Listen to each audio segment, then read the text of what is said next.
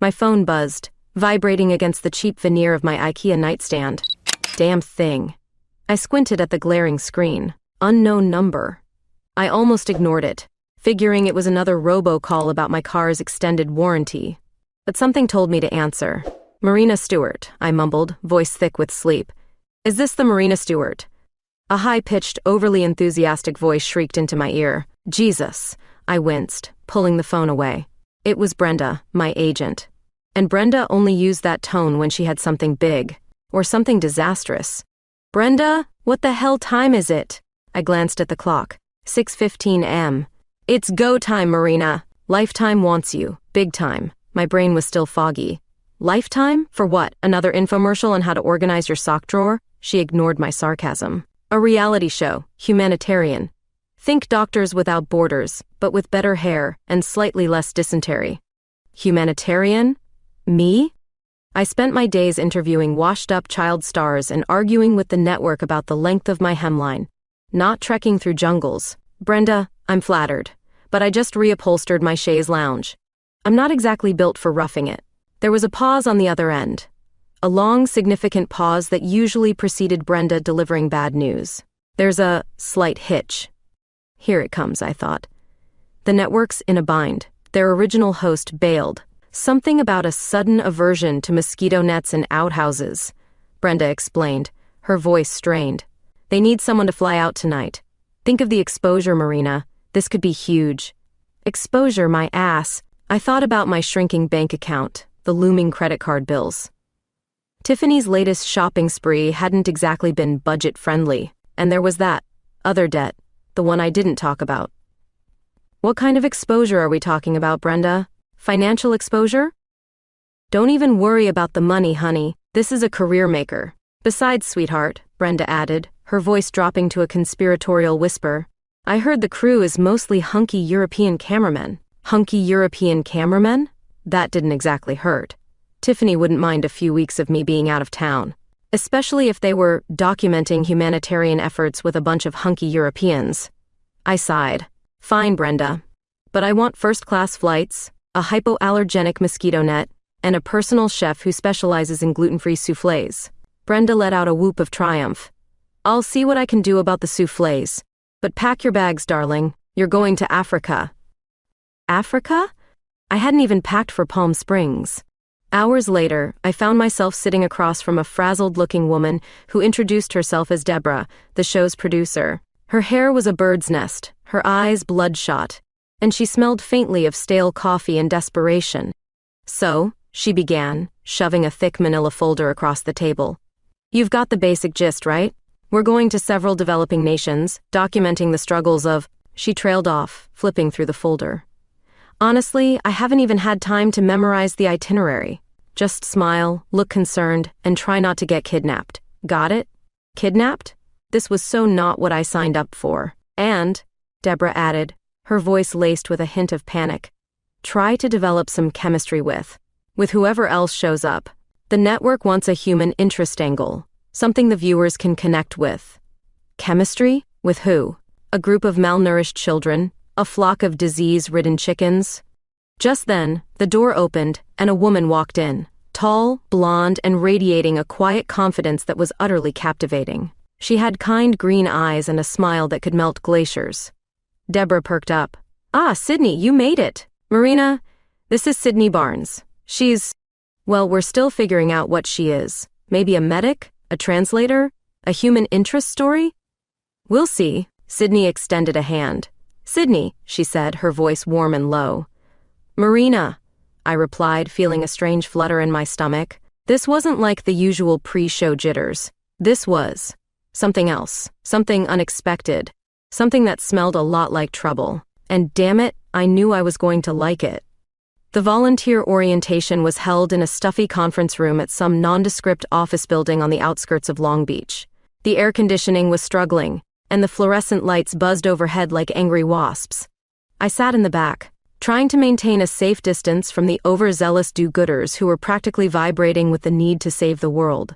I felt like an imposter, a butterfly trapped in a swarm of moths. Brenda had insisted I attend, muttering something about authenticity and relatable content.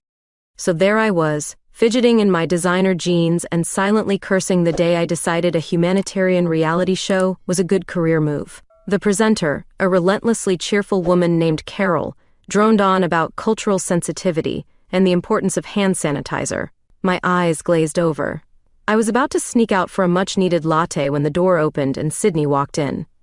She was even more striking in person than she'd been in Deborah's office. Her blonde hair was pulled back in a loose ponytail, emphasizing the sharp angles of her cheekbones.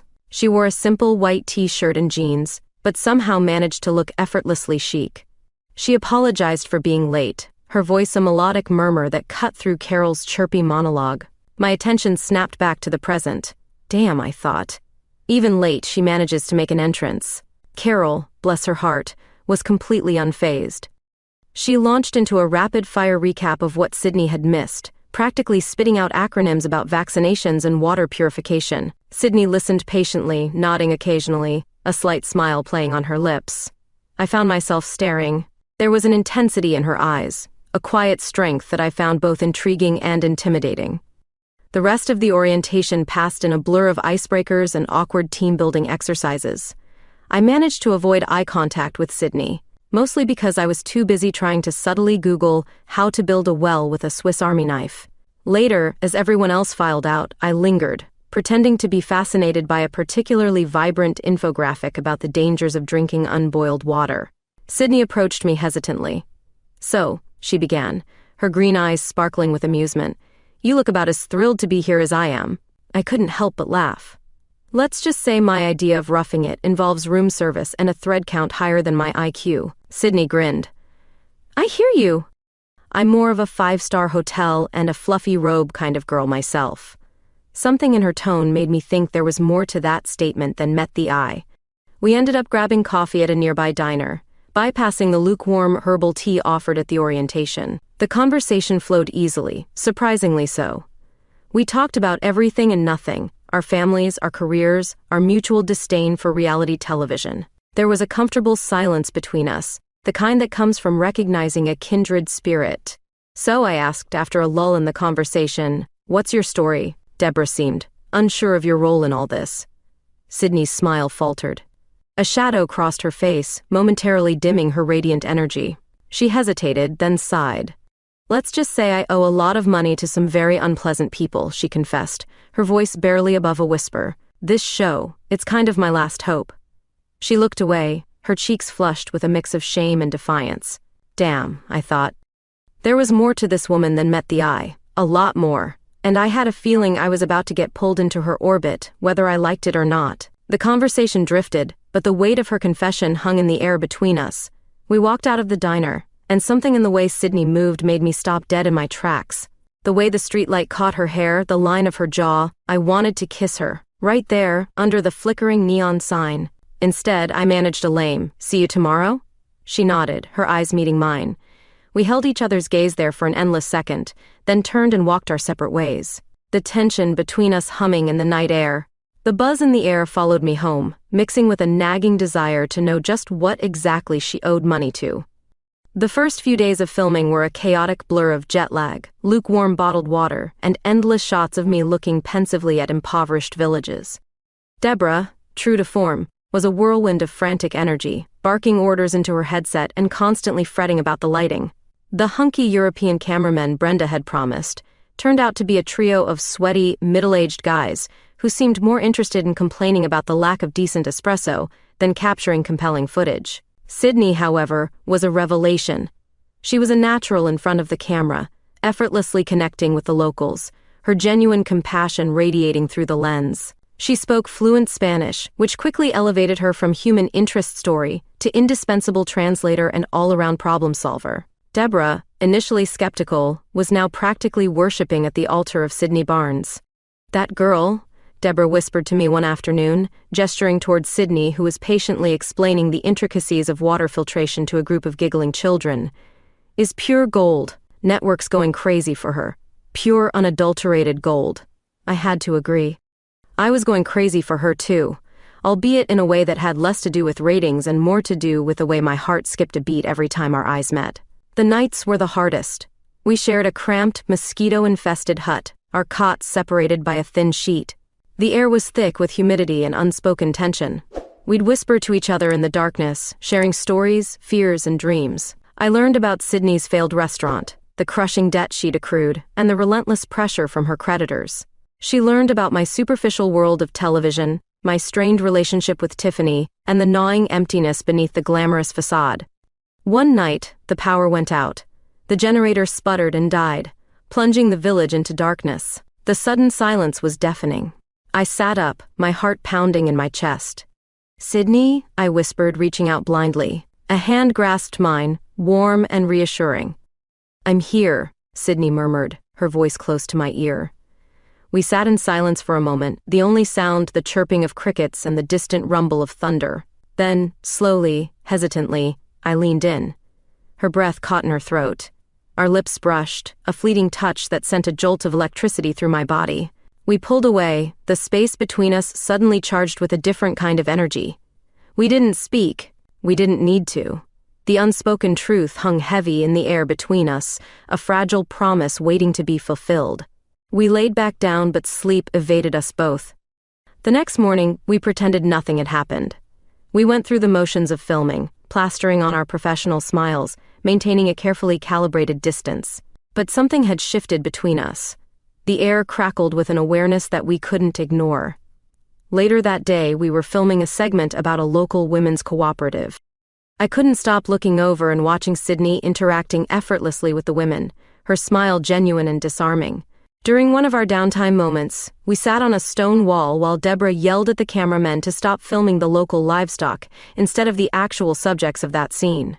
I snuck quick, stolen glances at Sydney while she watched the chaos, a small smile tugging at her lips. It was then that I really knew this situation with Sydney and the reality show was a dangerous combination. This was real. This was more than the show was intended to stir up. And I wanted to dive headfirst into whatever was happening between us. The show premiered to surprisingly high ratings. Apparently, America had a thirst for watching a pampered TV host struggle to light a fire with 2 sticks and a coconut husk. Who knew? But the real draw, according to the online chatter, was the undeniable chemistry between Sydney and me. Bloggers speculated, gossip sites buzzed, and hashtags like #Sidrina and #HumanitarianHotties started trending. Deborah, initially worried about the potential scandal, quickly realized she'd stumbled onto a ratings goldmine. She started subtly encouraging our interactions, strategically placing us together in every shot, her eyes gleaming with a Machiavellian glint. "Just a little. Frisson," she'd murmur, nudging me towards Sydney with a conspiratorial wink. "A little spark. You know, for the viewers." The viewers, it seemed, were eating it up. Our stolen glances, our shared laughter, the way our hands brushed accidentally or not so accidentally. Every interaction was dissected and analyzed with the intensity of a forensic investigation. Sydney, bless her heart, seemed oblivious to the frenzy, or at least she pretended to be. She handled the sudden fame with grace and humor, deflecting personal questions with charm, and focusing on the humanitarian aspects of the show. Me? I was a mess. I was used to being in the spotlight, but this was different. This wasn't about me. This was about us, about the unspoken connection that hummed between us, amplified by the cameras and projected onto millions of screens. One evening, after a particularly grueling day of filming a segment about sustainable farming practices, which mostly involved me trying not to faint from the smell of manure, I found Sydney sitting alone on the porch of our hut, staring out at the star-dusted sky. "Rough day?" I asked, settling down beside her. She sighed. "Just a lot to process, all this attention. It's overwhelming." I reached out, taking her hand in mine. Her skin was warm, her fingers laced with mine. "It is," I agreed, my voice barely a whisper. We sat in silence for a while, the only sound the gentle chirping of crickets. Then Sydney's phone buzzed. She pulled it out, her face paling as she read the message. "It's them," she muttered, her voice strained. "The debt collectors. They saw the show." My stomach clenched. I knew about the debt, the crushing weight of it that hung over her like a dark cloud. But hearing her say it out loud, seeing the fear in her eyes, made it real in a way it hadn't been before. "What did they say?" I asked, my voice tight with anger. She showed me the message. It was short, brutal, and filled with thinly veiled threats. They wanted their money, and they wanted it now. I felt a surge of protective anger, a primal urge to shield her from the ugliness of the world. "Don't worry," I said, my voice firmer than I felt. "We'll figure this out, together." I pulled her close, wrapping my arms around her. She leaned into me, her body trembling slightly. We held each other tight, two islands of warmth in a sea of darkness, the weight of her debt a tangible presence between us. The moment shattered when Deborah appeared, armed with revised scripts and an unsettlingly cheerful demeanor. She thrust the papers into my hands, oblivious to the raw emotions swirling between Sydney and me. "Network wants more heartfelt moments," she chirped. "Think intimate whispers, lingering touches, maybe a few tears. You know the drill." I glanced at Sydney, her eyes filled with a mixture of fear and resignation. The reality of our situation crashed down on me. This wasn't just a show anymore. This was real life. And real life was about to get a whole lot more complicated. The pressure mounted. The debt collectors became more aggressive, their messages escalating from veiled threats to outright intimidation. Sydney tried to hide her anxiety, but I saw it in the tightness of her smile, the way her hands trembled when she reached for her phone. I wanted to do something, anything, to help. But what could I do? I was a TV host, not a superhero. My world was one of fabricated emotions and carefully crafted narratives, not real-life villains and crushing debt. I started digging, subtly at first, then with increasing desperation. I contacted my lawyer, a slick shark-like character named Barry, who specialized in making problems disappear. He agreed to look into Sydney's situation, promising discretion and swift action. What Barry uncovered was worse than I could have imagined. Sydney's debt was significantly larger than she'd let on. It wasn't just a failed restaurant, it was a cascade of bad investments, predatory loans, and a string of increasingly desperate attempts to keep her head above water. To make matters worse, Deborah, sensing a shift in our dynamic, started pushing the narrative even further.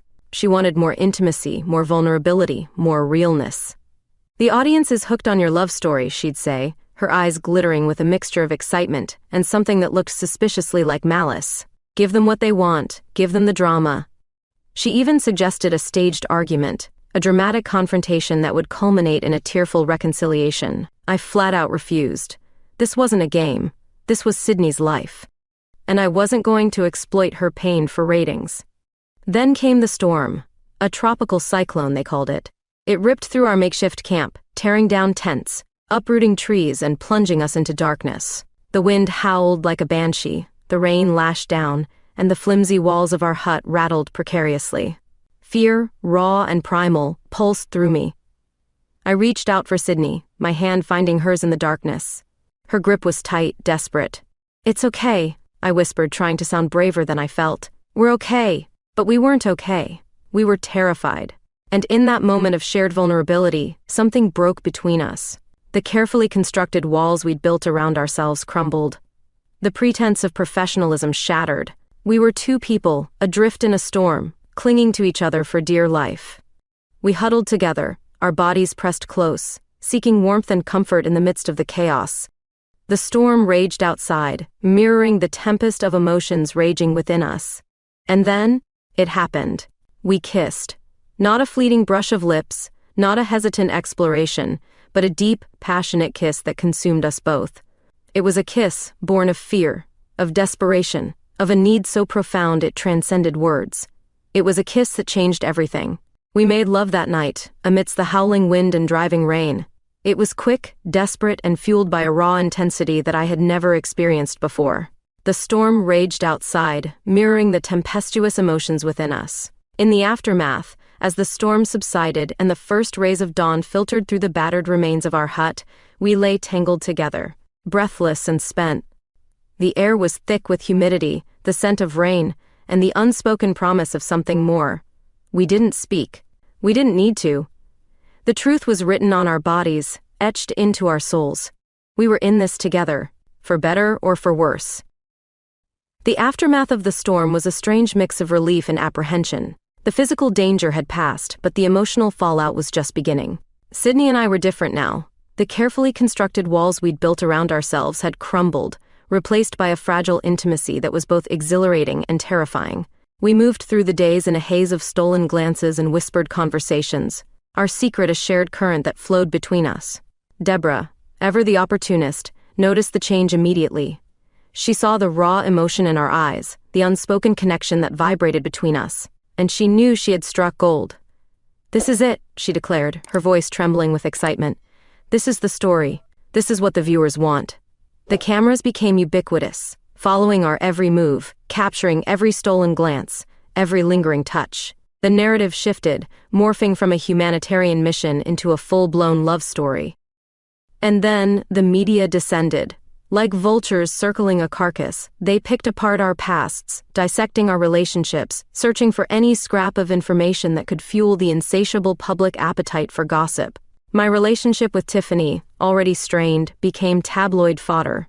Pictures of us arguing, of her with other women, splashed across the pages of gossip magazines. The headlines screamed, "TV host's secret love affair. Heartbreak on the humanitarian front. Is it real or is it ratings?" The network executives, initially thrilled with the soaring ratings, started to get nervous. My relationship with Sydney, while captivating audiences, was also attracting unwanted attention.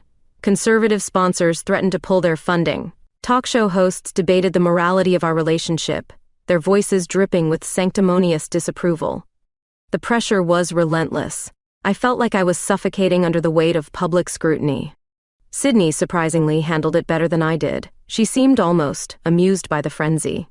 "They think they know us," she'd say, a wry smile playing on her lips. "They think they know our story." But they didn't know our story. They didn't know about the crushing debt, the threatening messages, the fear that gnawed at her insides. They didn't know about the nights we spent huddled together, whispering secrets in the darkness, clinging to each other for comfort and strength. One evening, after a particularly brutal interview with a tabloid reporter who seemed determined to paint me as a home-wrecking hussy, I found Sydney sitting on the beach, staring out at the endless expanse of the ocean. I sat down beside her, the sand cool beneath my bare feet. "I'm sorry," I said, my voice barely above a whisper, "for all of this." She turned to me, her green eyes filled with a mixture of sadness and understanding. "It's not your fault," she said softly. "We can't control what people think. But we can control what we do," she added, her voice gaining strength. She took my hand in hers, her grip firm and reassuring. "We can choose to face this together, or we can let them tear us apart." I looked into her eyes, seeing a strength and resilience that I hadn't noticed before. The weight of the world pressed down on us, threatening to crush us beneath its weight. But in that moment, holding her hand, feeling the warmth of her skin against mine, I knew that we could weather any storm. Together. I leaned in, kissing her softly, then with growing intensity. We kissed under the watchful eye of the moon, the waves crashing around us, the whispers of the world fading into the background. It was a kiss that defied the cameras, the headlines, the judgmental whispers. It was a kiss that declared our truth to the universe. We were in this, together, and we weren't backing down. The network, in its infinite wisdom, decided to capitalize on the Sadrina phenomenon. Deborah, practically giddy with delight, informed us that Sydney was being offered her own segment on the show. "Think cooking with a humanitarian twist," she explained, her eyes gleaming with dollar signs. "We'll call it Sydney's Kitchen. It'll be huge." Sydney, to her credit, seemed hesitant. "I'm not a chef," she protested. "I just like to cook." Deborah waved away her concerns. "Darling, you're a natural. The camera loves you. The audience loves you. This is your chance to shine." And shine she did. Sydney's Kitchen became an instant hit. Viewers were captivated by her easy charm, her infectious laughter, and her surprisingly impressive culinary skills. She whipped up delicious meals using local ingredients, her hands moving with a grace and confidence that belied her amateur status. The internet went wild. Fan clubs sprang up, cooking blogs hailed her as a culinary genius. Suddenly, Sydney Barnes, the debt-ridden waitress, was a bona fide star. And I was jealous. Not petty, envious jealousy, but a deep, unsettling insecurity that gnawed at my insides. I watched her blossom under the spotlight, her confidence growing with each passing day, and I felt a strange sense of displacement. My world, once defined by the glare of the camera, suddenly felt small and insignificant. I was Marina Stewart, the seasoned TV host, relegated to the sidelines while Sydney, the newcomer, took center stage. My insecurities festered, poisoning the delicate ecosystem of our relationship. I became withdrawn, irritable, picking fights over trivial matters, lashing out at her for things that weren't her fault. One night, after a particularly tense filming session where I'd snapped at her for forgetting a line, A line that, in retrospect, was utterly inconsequential. We retreated to our hotel room, the silence between us thick with unspoken anger. "What's wrong with you?" Sydney finally asked, her voice laced with frustration. "I don't know," I admitted, my voice barely above a whisper. I feel like I'm losing you." "Losing me?" she repeated, her eyes widening in disbelief. "To what? To a cooking show?" "Yes," I burst out, the words tumbling out of me in a torrent of raw emotion. "To the cameras, to the fans, to the whole damn world." I hated myself for the outburst, for the pettiness of my jealousy, but I couldn't stop the words from pouring out. Sydney stared at me for a moment, her expression unreadable. Then she sighed, crossing the room and taking my hands in hers. "Marina," she said softly, her green eyes filled with a mixture of sadness and understanding. "I'm not going anywhere. You're the one pushing me away." Her words hit me like a punch to the gut. She was right. I was the one sabotaging our relationship, letting my insecurities and fears drive a wedge between us. I looked into her eyes, seeing a depth of love and patience that I didn't deserve. And in that moment, the walls I'd built around myself crumbled completely. I pulled her close, burying my face in her hair, breathing in the familiar scent of her shampoo, the warmth of her skin against mine. We held each other tight, the silence between us filled with unspoken apologies and the quiet reassurance of our shared connection. We made love that night, not with the frantic desperation of the storm, but with a slow, tender intimacy that healed the wounds I had inflicted. It was a reconciliation, a reaffirmation of our bond, a promise to face the world together, no matter what challenges lay ahead. The jealousy hadn't disappeared entirely, but it was now tempered by a deeper understanding of our connection, a shared vulnerability that bound us together more tightly than ever before. The fragile peace we'd found was shattered by a phone call. Sydney's face drained of color as she listened, her hand tightening around the phone until her knuckles turned white. They threatened my family," she whispered, her voice trembling with fear. My blood ran cold. The debt collectors, growing increasingly desperate, had crossed a line. They'd contacted Sydney's parents, elderly folks living a quiet life in a small town, threatening to expose their daughter's shameful secrets unless she paid up immediately. The amount they were demanding was astronomical, far beyond anything Sydney could possibly afford. Even with the newfound success of Sydney's kitchen, I felt a wave of nausea wash over me. This wasn't just about money anymore, it was about power, about control.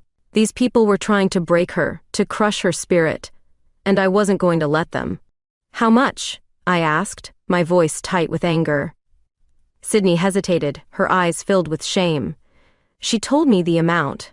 It was a staggering sum, enough to wipe out my savings, to jeopardize my future. But in that moment, none of that mattered.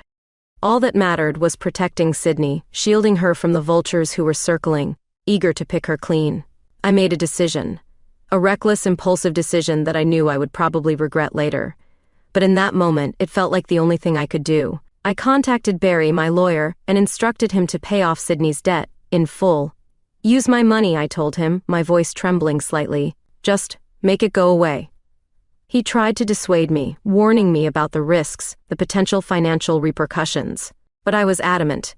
"Just do it, Barry," I said, my voice firm. "And don't tell Sydney. She can't know where the money came from."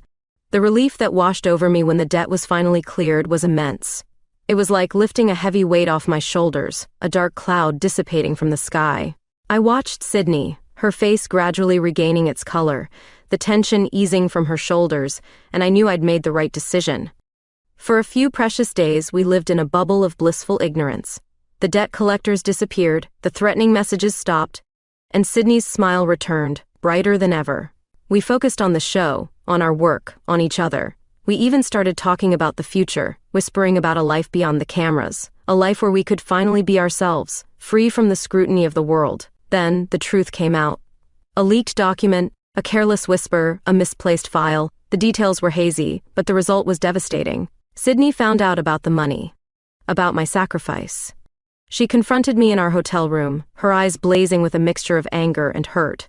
"How could you?" she demanded, her voice trembling with rage. "How could you do this without telling me?" I tried to explain, to justify my actions, but the words caught in my throat.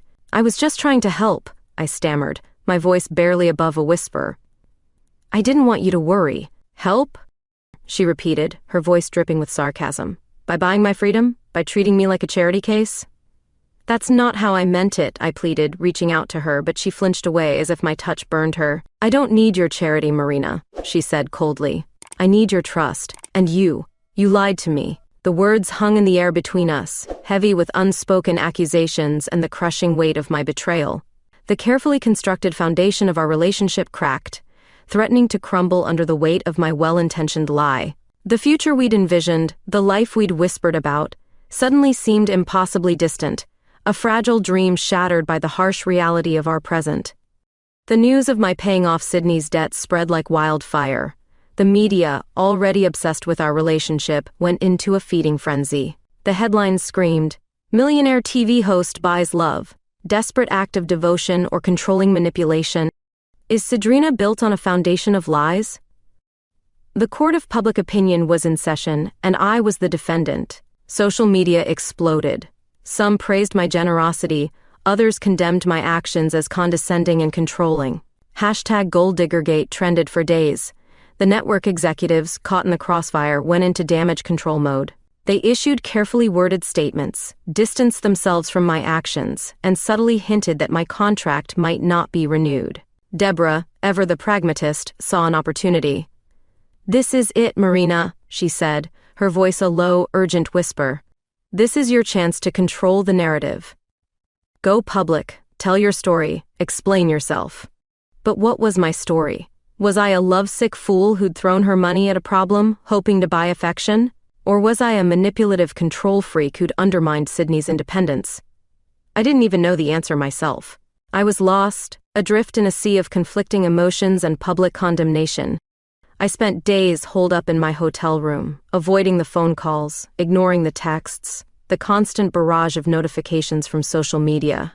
The world outside was a cacophony of noise, a swirling vortex of judgment and speculation, and I was drowning in it.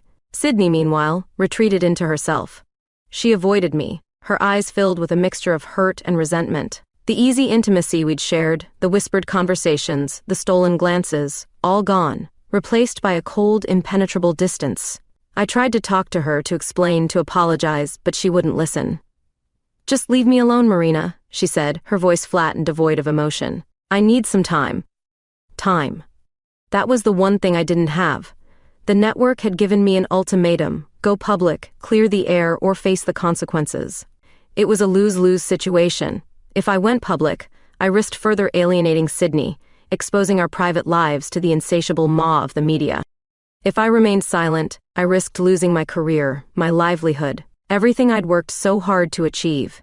In the end, I made a decision, a desperate, last-ditch effort to salvage the situation, to reclaim the narrative. I agreed to a live interview. No script, no pre-approved questions, just me, raw and vulnerable, facing the music. The lights were blinding, the camera lens a cold, unblinking eye. The interviewer, a seasoned journalist with a reputation for asking tough questions, didn't pull any punches. He grilled me about the money, about my relationship with Sydney, about my motivations, my intentions, my deepest fears and insecurities. And then, something unexpected happened. I started talking. Not the carefully crafted sound bites I'd been trained to deliver, but the raw, unfiltered truth. I talked about my love for Sydney, about the fear of losing her, about the desperate desire to protect her from the world. I talked about my own insecurities, my fear of being alone, of not being enough. I talked about the mistakes I'd made, the lies I'd told, the pain I'd caused. And as I spoke, something shifted within me. The fear dissipated, replaced by a sense of liberation. I was no longer trying to control the narrative. I was simply telling my story. And in that moment of raw honesty, something miraculous happened. The tide began to turn. The public, initially skeptical, started to see me, not as a villain or a victim, but as a flawed human being, trying to navigate the complexities of love and life in the unforgiving glare of the spotlight. The outpouring of support was overwhelming. Social media, once a battleground of hate and vitriol, was flooded with messages of encouragement, of understanding, of solidarity. Even the network executives, sensing a shift in public opinion, softened their stance. The crisis had been averted, but the real battle, the battle for Sydney's heart, had just begun. The interview changed everything.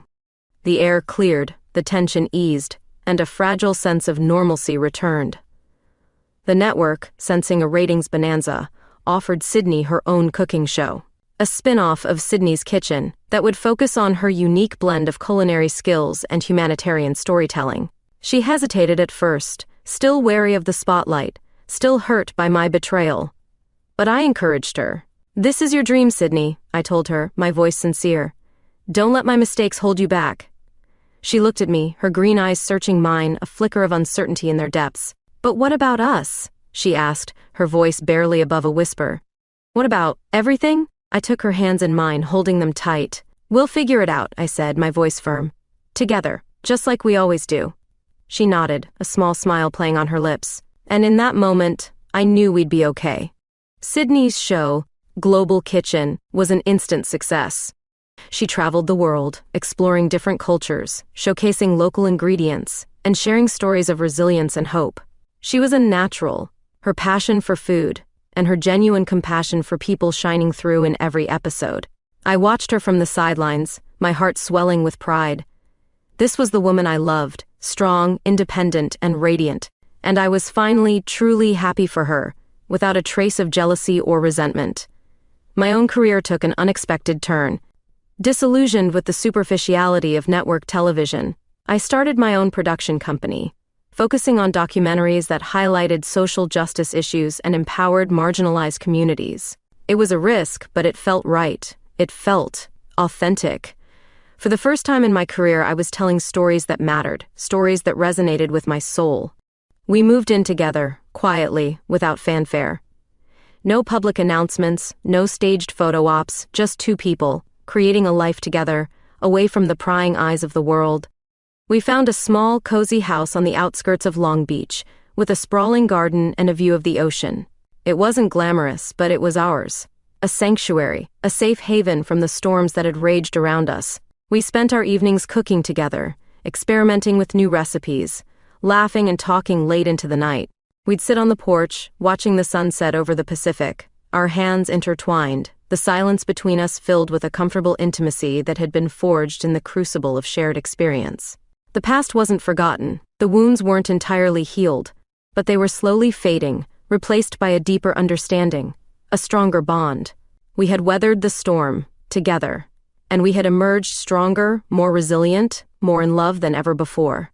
It wasn't perfect, certainly not the fairy tale ending that the tabloids had envisioned, but it was real, and that's all that mattered. The future stretched before us, a blank canvas waiting to be filled with the colors of our shared dreams. It wasn't a fairy tale. It wasn't even a clear path, with a few bumps in it here or there. Our relationship had a mountain path, with steep drop-offs to one side and a hard rock wall to the other side. But, even still, I was so completely happy. The industry awards ceremony was a glittering affair, a sea of sequins and fake smiles.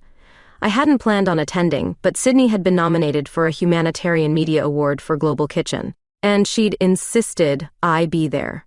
I wore a simple black dress, my hair pulled back in a loose chignon, a stark contrast to the flamboyant gowns and elaborate hairstyles of the other attendees. We walked the red carpet hand in hand, our quiet confidence a stark contrast to the forced smiles and rehearsed poses of the other couples. The whispers followed us, the curious stares, the unspoken questions. But we didn't care. We were there for each other, our connection a silent shield against the prying eyes of the world. Sydney won the award. Her acceptance speech was short, heartfelt, and devoid of the usual platitudes. She thanked the network, her crew, her family, and then her eyes met mine across the crowded room. "And finally," she said, her voice trembling slightly, "I want to thank the woman who taught me the true meaning of courage, of compassion, of unwavering love." The cameras zoomed in, the spotlight focused on us, the silence in the room thick with anticipation. I felt my cheeks flush, my heart pounding in my chest. This wasn't part of the plan. There was no plan. We hadn't discussed this moment, hadn't rehearsed this scene. It was real, raw, unscripted, and it was perfect.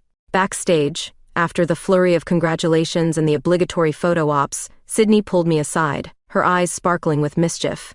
"I have something to ask you," she said, her voice barely above a whisper. She reached into her pocket, pulling out a small velvet box. My heart skipped a beat. This wasn't how I'd imagined it. Not the grand romantic gesture, the carefully orchestrated proposal. But it was so. Sydney. So perfectly imperfect. She opened the box, revealing a simple silver band, adorned with a single tiny diamond. "Marina Stewart," she said, her voice trembling slightly. "Will you marry me?" Tears welled up in my eyes, blurring my vision. "Yes," I whispered, my voice choked with emotion. 1,000 times yes. I thought about expensive rings, lavish weddings, Tiffany's inevitable meltdown when she heard about it. This was all I wanted, all I needed. We kept the engagement quiet, a secret shared between us, a silent promise whispered in the darkness. The network later found out and offered to televise the wedding as a special primetime event sponsored by a giant jewelry chain and a high-end wedding dress designer, assuring us that this would be ratings gold. Our answer, together, was a resolute no. The jewelry sponsors and dress designers were given a thanks, but no thanks explanation. A few weeks later, we were back in Long Beach, walking along the beach at sunset, the waves crashing gently against the shore. The air was soft, salty, the sky ablaze with a kaleidoscope of colors. It was the same spot where we'd first met during the volunteer orientation, now seemingly years ago. We paused to let a laughing family run past so they could race ahead to build sandcastle near the retreating tide. And then, before asking what exactly I was up to, Sydney simply said, "You look tired. Let's go home." That might cause a fan of romantic dramas to clutch their metaphorical pearls and wail in disappointment. No, that's exactly the ending I wanted, the exact ending we needed together. A year later, a picture of Sydney and I, laughing on a street in a remote village in Vietnam, leaked onto social media. Our fans demanded more, of course. This was us, living our truth, away from the cameras, the headlines, the expectations of the world. We were building a life together, one story at a time, a real life, not televised, and so unbelievably satisfying. We had discovered a love that was stronger than any storm, a love that could withstand the relentless scrutiny of the public eye, an unchained love, true and unadulterated. This time, the story was ours, and this time the ending wouldn't be written by network executives or tabloid headlines. This time, the ending was ours to write.